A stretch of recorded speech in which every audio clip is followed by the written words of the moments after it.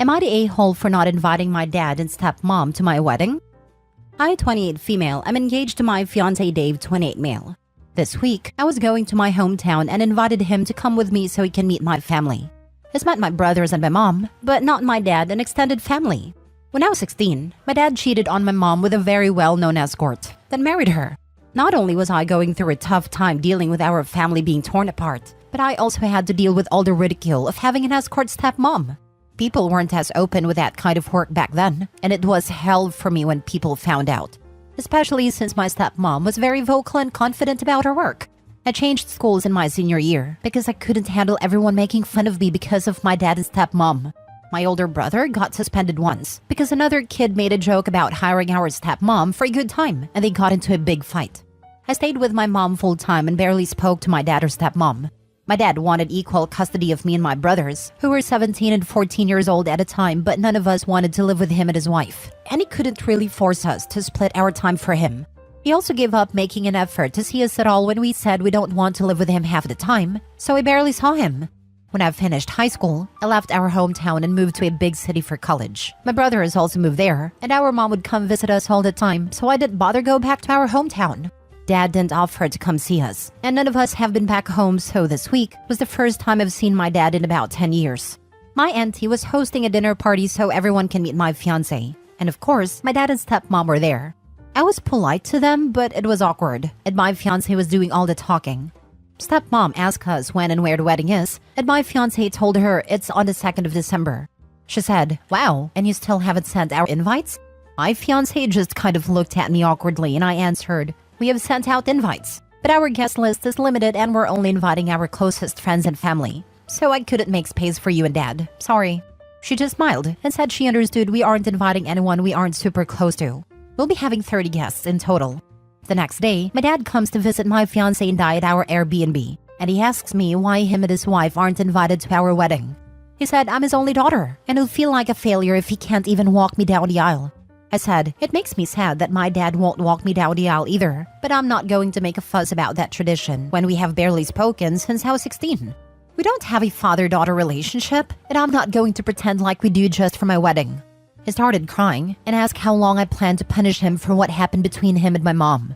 He said he feels like he lost his children 12 years ago when he divorced my mom, and now I'm putting the final nail in the coffin.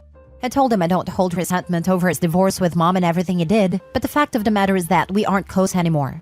And I'm not interested in faking it. Am I the a-hole? Now for the top comments. Not the a-hole. Your dad is feeling like a failure because he is a failure of a dad. The audacity of people. I can't believe he broke up your family like that, hooking up with an escort, and expect you to have him walk you down the aisle like some kind of upstanding father. Ridiculous. 100%. Even if you overlook the cheating, breaking the family apart, and all the bullying endured, he stopped trying to make amends.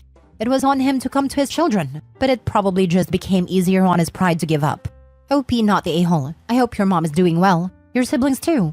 You're going to have an amazing wedding.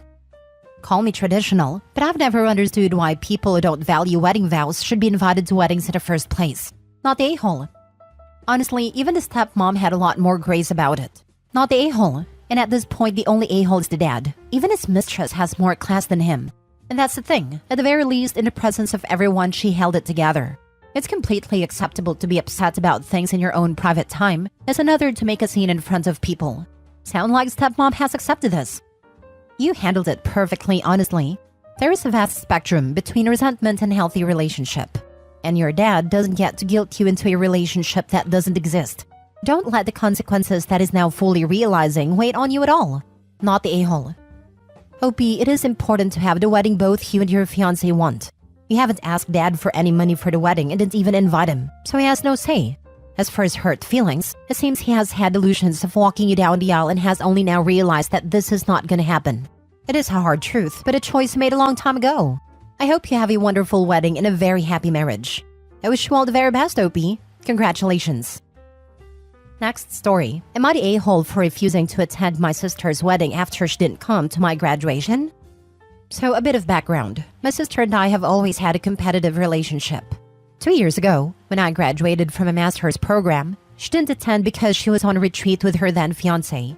It was a big deal for me because I was the first in our family to get a graduate degree, and I really wanted her to be there. I felt hurt, and we had a big argument about it where she said my graduation was just another ceremony and that I was being overly sensitive. Fast forward to now, she's getting married. The problem is, she chose a destination wedding on this very exclusive island, and the cost of attendance is way beyond what I can comfortably afford. I'm talking about several $1,000s for the weekend. When I told her I might not be able to come, she freaked out and said I was trying to sabotage her special day. I'm also a bit tight on money because I've been saving up to buy a house. I tried explaining this to her, but she said that I'm being selfish and that I should take out a loan if I have to because it is her once-in-a-lifetime moment. I haven't given her a definitive answer yet, but I'm leaning towards not going. My parents are saying that I should just suck it up and go to keep the peace, but I don't see why I should go into debt for a wedding when she couldn't even drive across town for my graduation. So am I the a-hole for not wanting to go to my sister's wedding? Not the a-hole. Never go in debt for someone else, especially a destination wedding. I'm sorry, I can't afford that and won't be attending. Rinse and repeat. Why should you have to keep the peace? It's not your destination wedding. If anything, your parents want the peace kept. Then they can pay you to attend as a gift. You're not selfish. Your sister is just entitled. Don't feel bad. After all, it's just another ceremony. The words destination wedding changed my answer instantly as soon as I read them. Forget the graduation. If you have to pay to attend someone's wedding, then there's no stipulation you have to go, no matter the relation. If you want a destination wedding, then you eat that some people won't be there who otherwise would have been. If there is someone specific that must be there, then you need to be prepared to foot the bill to get them there yourself. If you can't afford that, then you can't afford your destination wedding. Not the a-hole. If you're not going to her wedding ruins her entire wedding, then she's clearly got bigger issues to work out. Or she should have planned with you in mind if it's that important. Not just OP, I'd wager there's a few family members that would have difficulty affording to go, especially these days. Not the a-hole. Never keep the peace. It is a phrase used when you are right, but those who use it are unwilling to call out the real a-hole, your sister. Don't put yourself in debt or use savings for a vanity wedding. Because that's all it is, her ego-stroking destination wedding. If she needs you there, let her pay for you. But seriously, don't go. Your reasons are 100% valid. I hate this phrase with every fiber of my being. It's used to bully people into tolerating crappy behavior, and it serves only to encourage a-holes to keep being a-holes. I refuse to keep the peace with someone who treats me badly. I will call them on it, or simply cut contact. The others I hate, be the bigger person and but family. Next story. Am I the a-hole for showing my mom the letter my sister wrote to me before she died? I, 16 male, lost my sister Birdie last year. Birdie was 20 when she died. She had been diagnosed with cancer a year before her death. She knew she was dying, so she made a will for the very few things she had.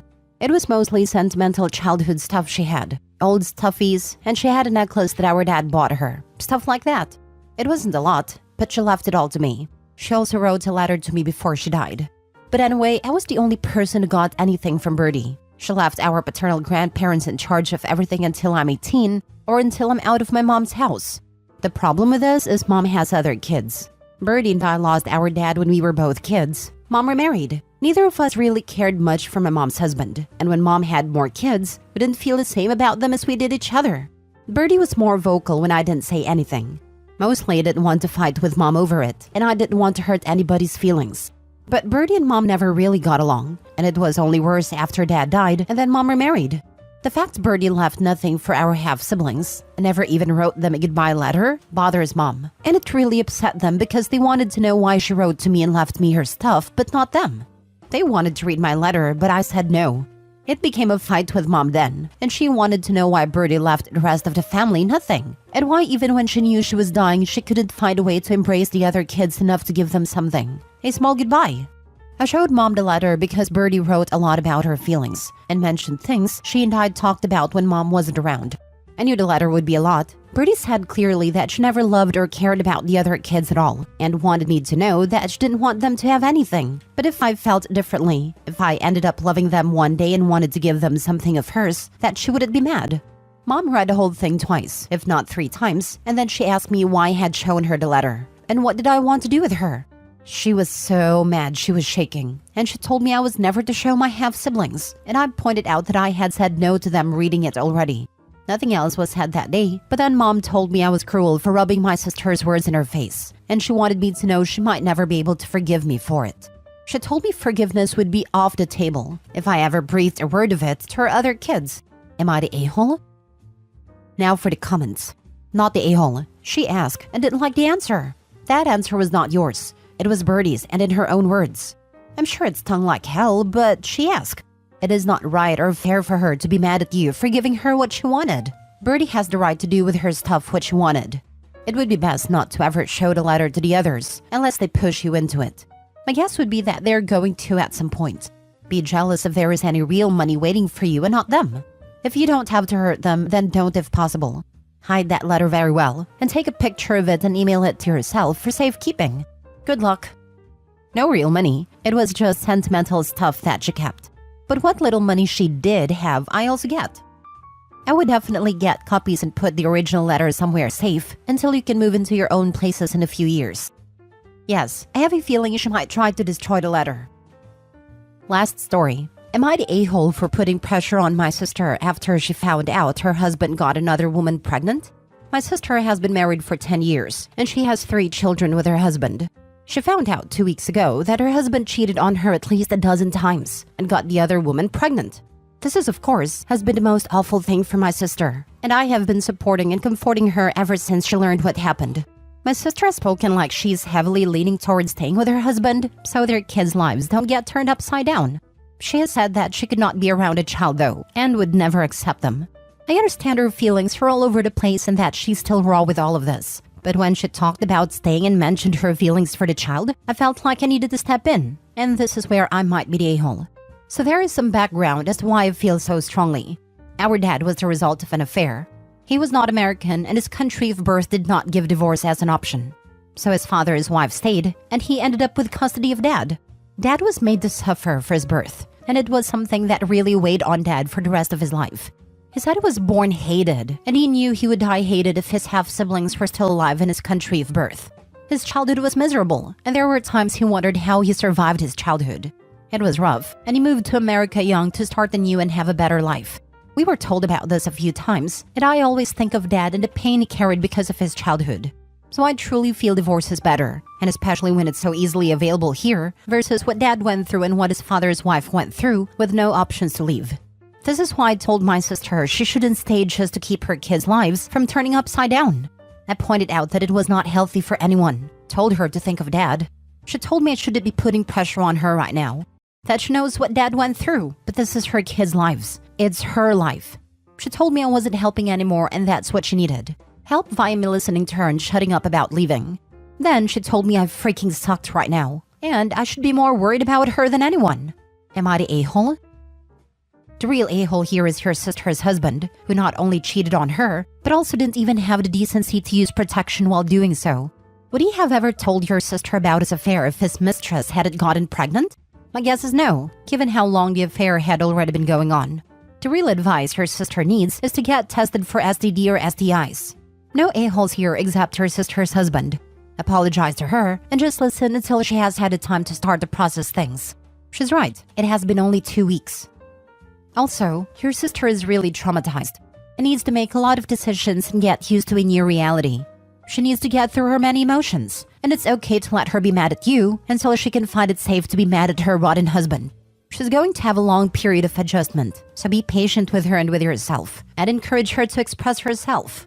I know that you are very much not the a-hole. Much love and care to you both. This literal exact thing happened to me last year. I found out in July. I am just now fully adjusted to my new life, and still processing my emotions/feelings. This advice is spot on. She has a lot to get through.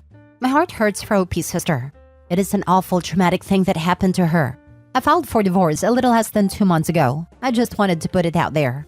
OP's sister could take a while to get through this. Your sister's kids' lives are already being turned upside down. Kids know when things aren't right with their parents, and forcing a happy family onto a serial cheater with a baby mama is not going to work at all. The kids will suffer less if she leaves him and finds someone who will be a true partner and treat her with respect. She is in denial and seems to think she can just will this away. She cannot. Her husband will keep cheating and she will stay miserable, and her kids will know about it and it will influence their future relationships for the rest of their lives. I get that she feels she needs support from you and not a lecture on things she already knows, but she's got big decisions to make, and quickly. Not the a-hole, but maybe apologize to soften the blow, as you don't want her to distance herself.